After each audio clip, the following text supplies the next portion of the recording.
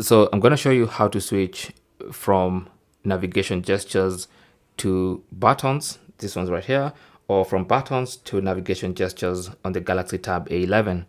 If you find this video useful, don't forget to like and subscribe. So go to settings, and then under settings, go to display.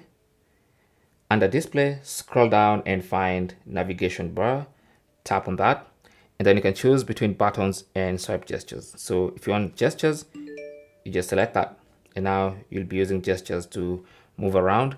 If you prefer buttons, then select buttons. Now whatever you choose, you have more options, so you can go into more options for buttons. For instance, you can have them rearranged. So if you prefer to have multitasking on this side rather than on the left side, you can choose that layout, and you can see it changes like that.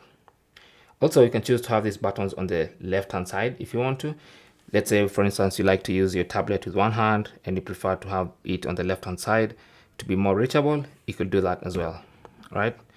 So that is basically how to switch between swipe gestures and buttons on your Galaxy Tab A11. Thanks for watching. Good luck.